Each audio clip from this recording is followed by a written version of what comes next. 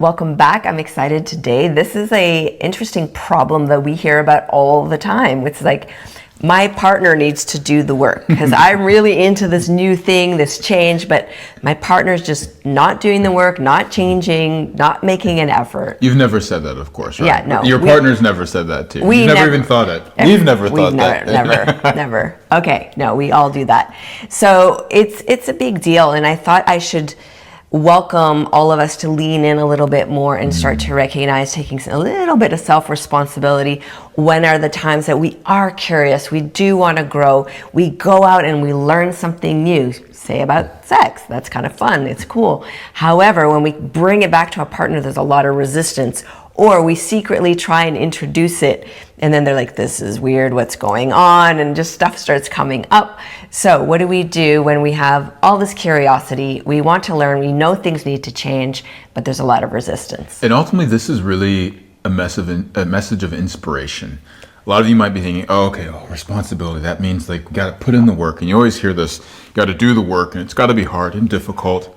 The truth is that honestly, just kind of like going to the gym, the hardest lift is getting your butt off of the couch. We're sitting here on a couch. Is making the choice to go ahead. Yes. Because we will catastrophize in our mind, we'll come up with all these excuses, all these things that we don't even know if they're even going to happen. Because time and time again, we have consistently seen when one person makes a choice, it shifts things in themselves, in their partnership, and in the way they relate to the world.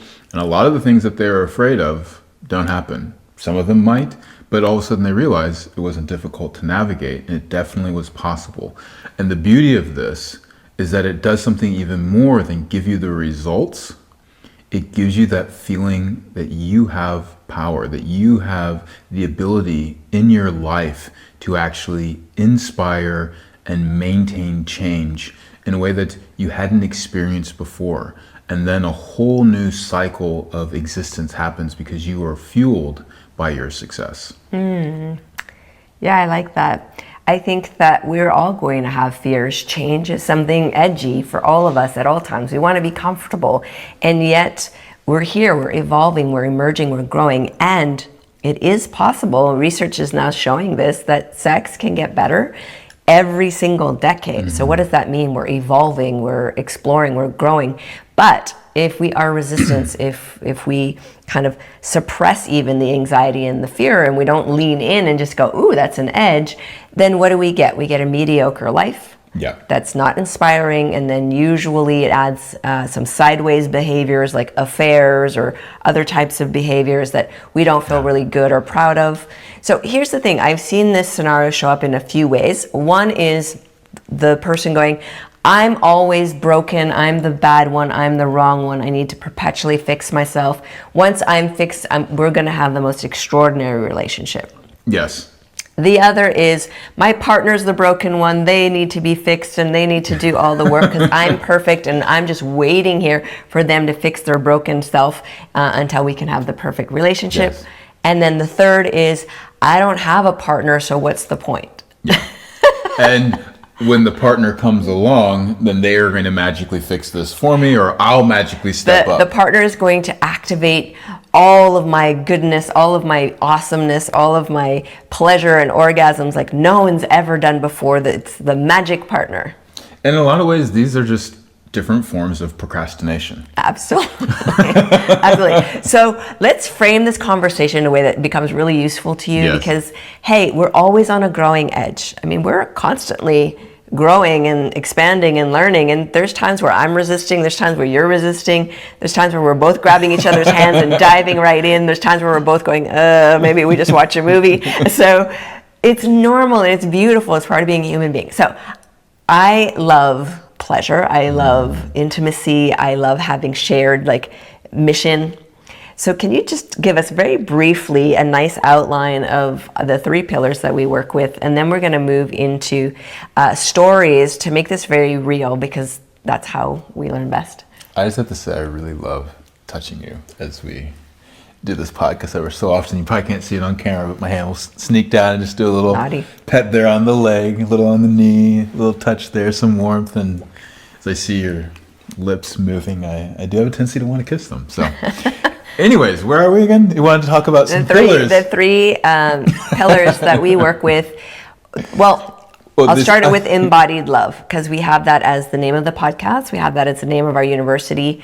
What does it mean to actually embody love? And that's where the three pillars can come in. Well, and that was kind of my sneaky segue there. Well, I was also getting to do a little touch and a kiss there. Okay. So embodied love. Well, this is the thing. We talk about the importance of love. We speak about the power of love. But the question then is, if love is not, and it isn't, just a feeling, but an action, then how do you actually embody love? And then how does that embodiment of love turn lovemaking into making love? How do you actually make love? I think when you first brought that question forward to me, I remember going, oh, how come I've never actually thought about it in that way? Like, I thought about it like your actions are stronger than your words, you know, in that kind of way. But in the visceral way of if I want to elicit more trust, what does that look like in an embodied way? If I want to elicit more arousal and playfulness, what does that look like in an embodied way? Not just yabber or, you know, sharing of memes, you know, back and forth on the phone, but actually embodied here in the present moment. Well, so this comes down then to the three pillars, and right at the center, and even if there isn't such a thing as a centerpiece, I'd say they're more of a triangle. Yes. And you have intimacy. And this is really important, because intimacy, as we speak about, embodied intimacy, isn't, you know, the roses. It's not the candlelight. It's not just the ambiance. It's actually, the Latin root is intimare. It's the impressions you leave, to impress upon. So in other words, if you look at this from an embodied place, what are your actions? What effect do they have on your partner and yourself? What is that, if you think of a stone and you were to, it was soft or maybe even clay, yeah, and leave your handprint in it? This is what you're doing when you are touching your partner. You are literally leaving an imprint on them. And this can go in many different ways.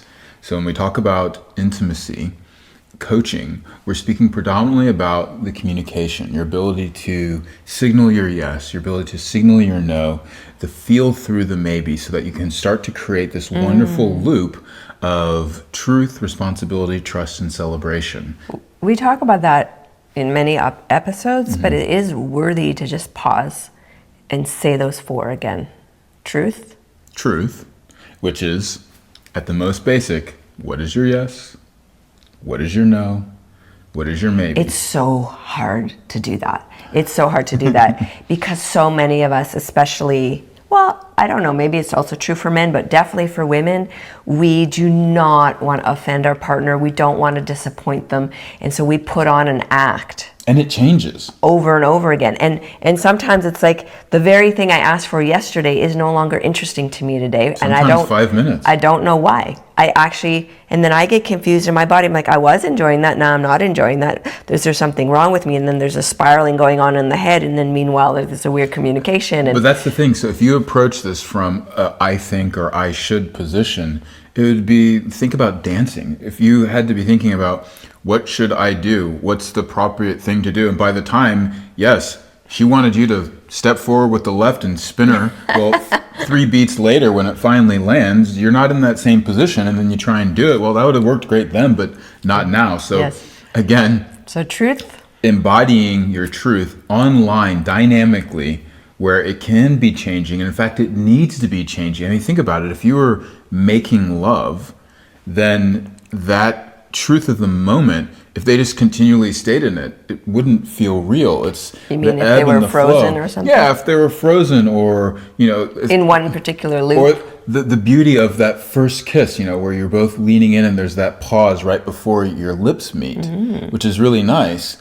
But then if that became where it stayed at, later it's nice when then the lips come together, and then it's nice to separate. But you only feel that when you're really in the flow. So truth is dynamic. So having the ability to feel each other's truth is dynamic, but actually what is happening in that moment and being able to express it and receive it allows for one's ability to respond, responsibility. Yeah, ability to respond. It's super important.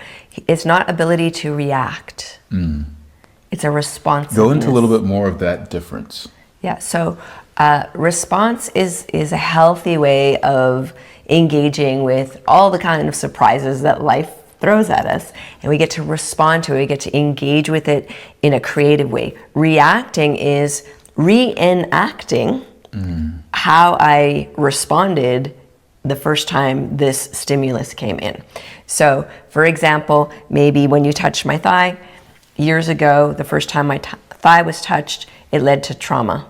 So every time you touch my thigh, I react, I close down, right? Something like this. Whereas now I'm actually safe. I'm with a beautiful person. Life is good. You touched my thigh.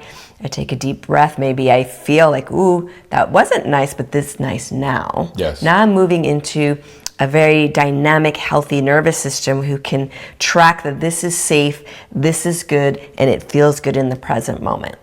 And if it doesn't, all of a sudden my response sees you as opposed to withdrawing, as opposed to me getting upset or going in myself. I go, oh, she simply said no, so I allow myself to come back or stay where I'm at. And then check in. And then check in. And then maybe your body opens up. And then maybe my hand but then that creates right there, the trust. which then builds trust. Yeah. So there's a dynamic that happens. And this is, by the way, not just between you and your partner. This is all of life. This needs to happen as well within yourself. Yes. When it happens within yourself, you start to trust yourself more to then be able to even do this with a partner. Then that trust builds, and as that trust builds, maybe your partner's legs start to open a little bit more. Hey. And then a little bit more.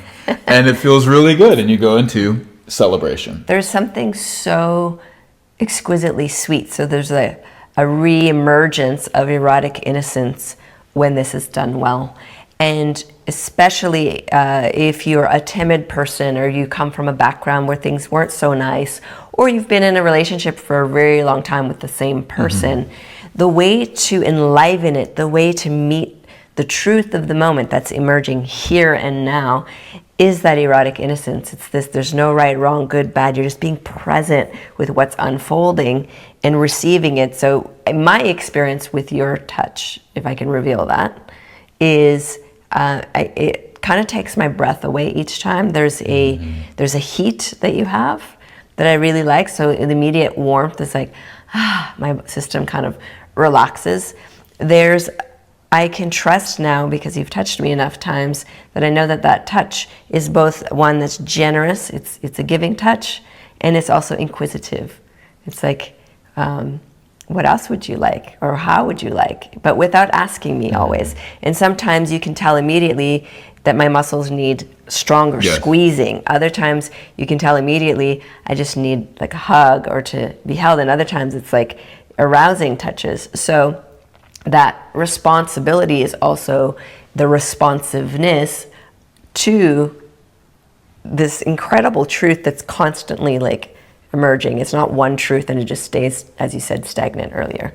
So I love that. So that final piece, just so we don't avoid it, celebration, which graphically can end up being like orgasm or intense pleasure. It also can be laughter. It can also just be peacefulness. If you've gone through some difficulty with your partner or on your own, and it's just been tumultuous and it's like intense and your nervous system's always been on alarm, a phase where you both feel at ease and relaxed but still like very enlivened is so nourishing.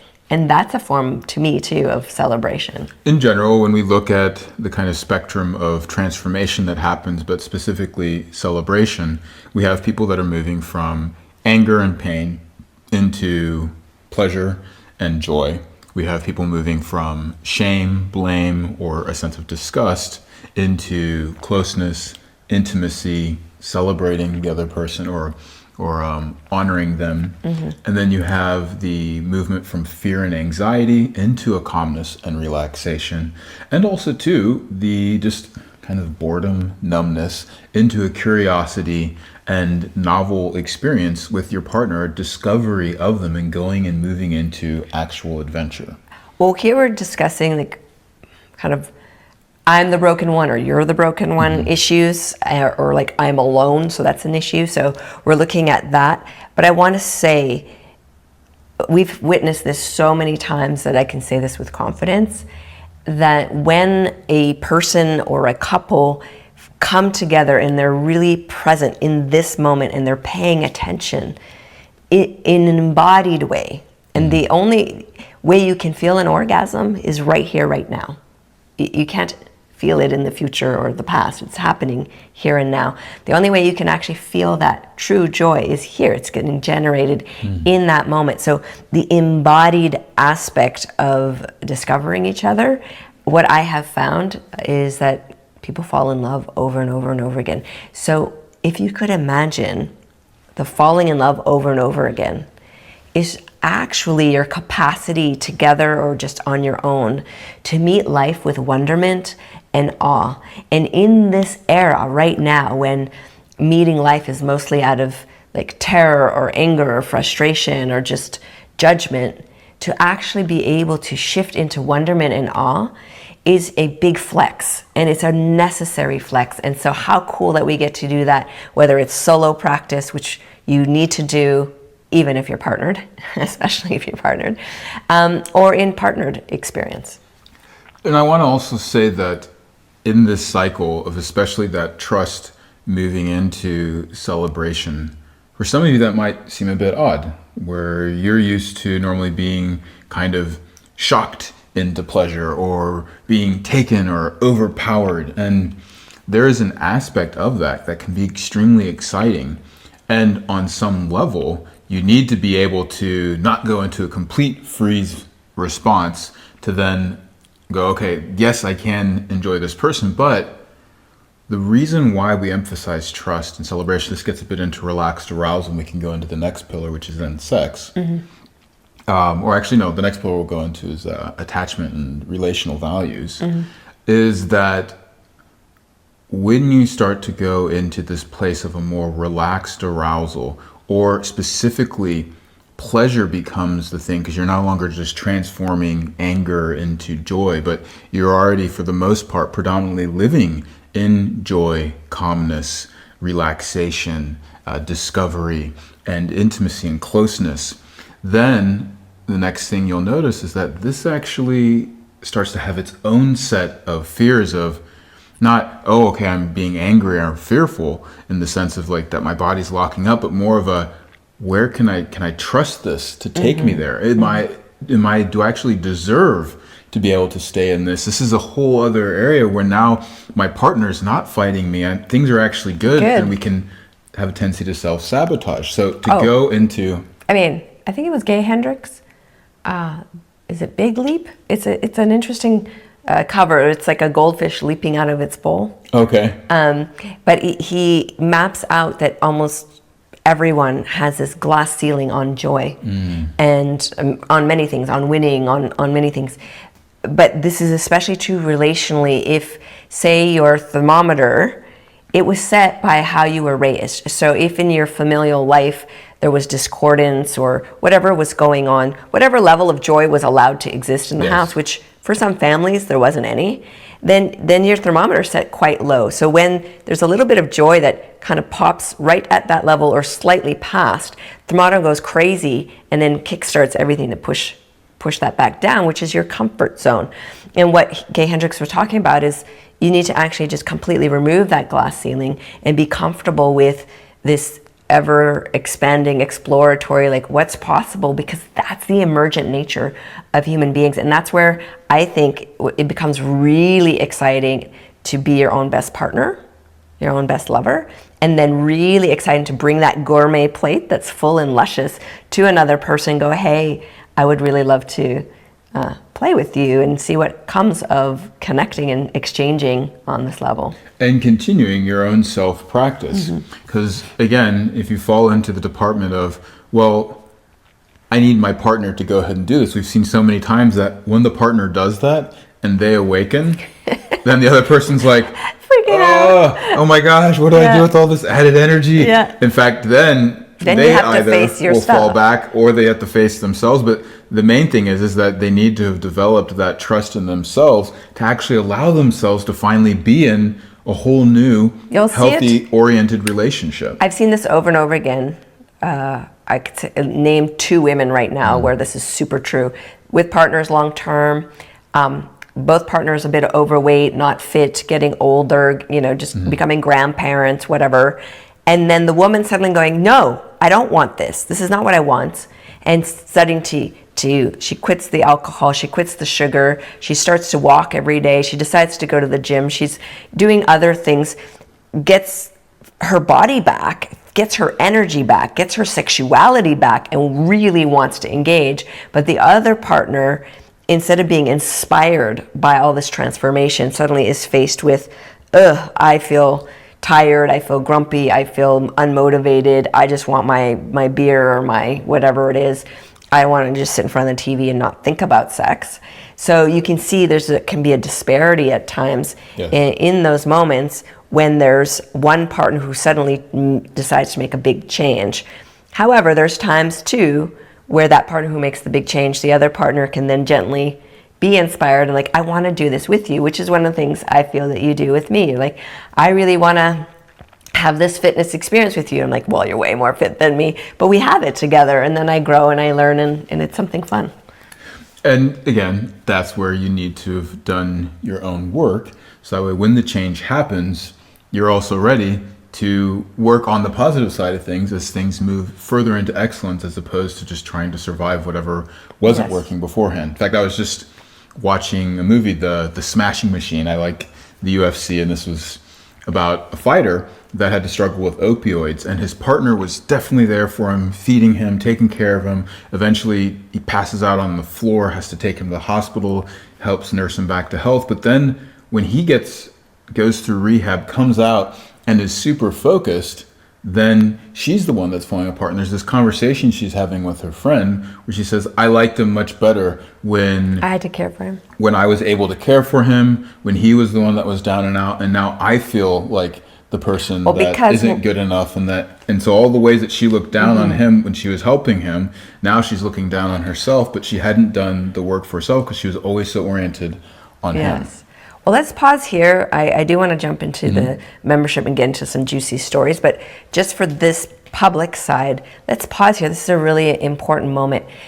Take a moment right now and just kind of evaluate where you are at in your life. Are you the partner right now, or maybe you're solo? Are you the person right now that's really leaning into growth and developing yourself and suddenly having like a renaissance, like a burst of more vitality, or exploring, or just whatever? Like the one client we had who went off the birth control pill and her libido just went woo, and then she's like, wee, let's explore, and then kind of feeling like the partner's like, I don't know how to keep up. I've kind of toned myself down because for years you didn't want it. Exactly. Or are you the partner right now who's feeling more shut down, who's kind of resistant, just kind of a little bit annoyed with the forward momentum, and you were more comfortable when things were, cozy but unaddressed? Check in with that, and in wherever you are, then ask yourself, what is it that I would love? Do I want to have deeper relation? Do I want to have a life that's more full of vitality? Ask yourself these questions in the here and now, and be really honest with yourself. There are times where you might feel like, I don't care about this anymore. I don't want this. And when you're at that phase, you had mentioned it earlier, that boredom and numbness, that apathy, it's the heart fire that's closed. And so even more importantly, if you're at that phase of development where you're like, I don't care about any of that, doesn't mean anything for me anymore, that's apathy. And apathy is really dangerous because human beings are meant to be lit up. So if you're at that phase, okay, let's accept that we're at that phase because we all end up there at some point or other, but recognize what it is, and that there is possibility, a little bit of like, oh, this could be different, and it doesn't have to be difficult and awful. Like a lot of times when we work with people, the embodied journey of discovery is actually really beautiful. It can be way more simple than people imagine. Could be just simply changing how you breathe, for example, which might sound like redundant, but it's actually quite powerful. So just being at that place of honesty with yourself. If you are in partnership, does it actually matter for you to feel more connected, for you to grow and explore together, to have more dynamism or not? Like really having a look at that. Sometimes it's time to part ways if you've really come to a place where there's absolutely no value in being around this person and you can't find anything lovely. But then you do it from a place of knowing. And hopefully the both of you do. So that way then you don't just relive the same cycle in the next relationship because, it's really hot and fiery at the beginning, but then 3 months, 6 months, 1 week, 3 years later, however long that cycle is for you, it doesn't just keep repeating itself and you can actually evolve into something that you truly want, which brings us to the two other pillars, which I think we should discuss before we jump over to the other side. Okay, well, do them quickly because I want to go, because it's the topics of them. Little quickie the topics of them I want to get into in the explicit because it's juicy. Well, I want to point them out then very succinctly so that you can also see the way that we work, which is different than how most are going to go about this. And that is when we look then at attachment patterns or the patterns in our behavior. And these could be easily recognized as you're the type of person who's like, okay, my partner just needs to do their thing, I need to do my thing, you need to do it, or else it's not going to work out. Or the other type, that's kind of more on the avoidance side, is the anxious side, which is like, no, we have to do it together. Every single step.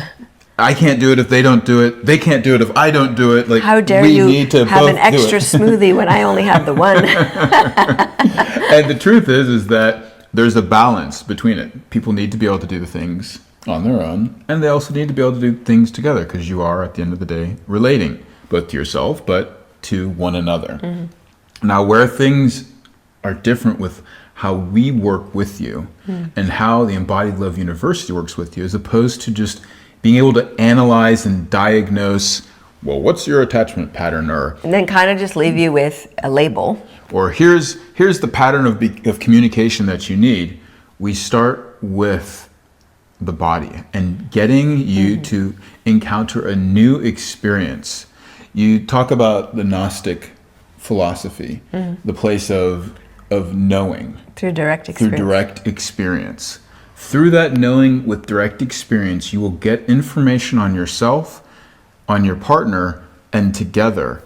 And then as you start to actually begin to tweak things and discover new experiences and go, this is how it works, then you're going to develop an internal motor, an internal fuel that's not going to make it just feel like work. Because as you step into health itself motivates the change. It's the difference between trying to cut everything out of your diet to lose weight and simply eating and living correctly, which feels good to the body. And sure, there's a bit of a transition, but then it feels good to the body and it starts this perpetual motion within you that is required to actually continue to change a lifestyle, as opposed to always just trying to fight against gravity. No, gravity actually works with you, and that gravity is health. So if you can start to bring a healthy, vibrant, pleasureful sex life with yourself, with your partner, this isn't the dessert that gets done at the very end when everything is good. This is actually the main course, along with exercise, along with nutrition. It is just as important a part of your health, pleasure, to how your internal organs function, to how your psychology works, to the way that you relate.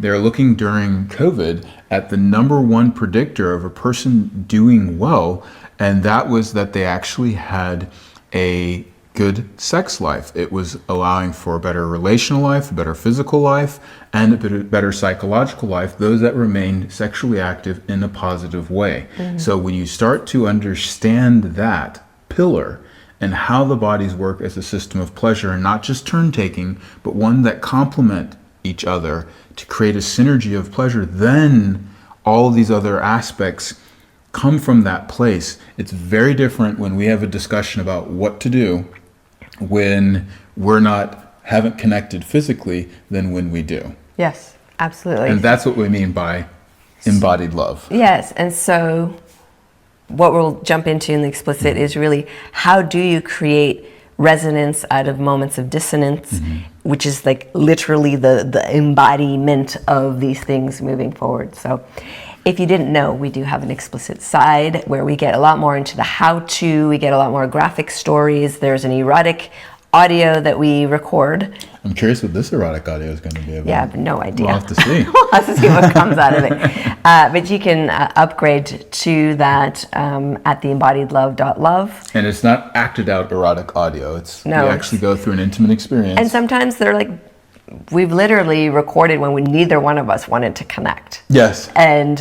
And recorded the whole journey, and then listeners were like, thank you so much, that was so impactful to hear how you moved from contraction and shutdown into expansion and connection. Because then you can hear in real and feel time. the transition that happens. Yeah, exactly. So we love to walk our talk and definitely model everything we're talking about. So why don't we jump into the explicit side? Sounds good. All right. To join us for the complete and explicit version of this podcast, just simply upgrade your membership and you'll get instant access.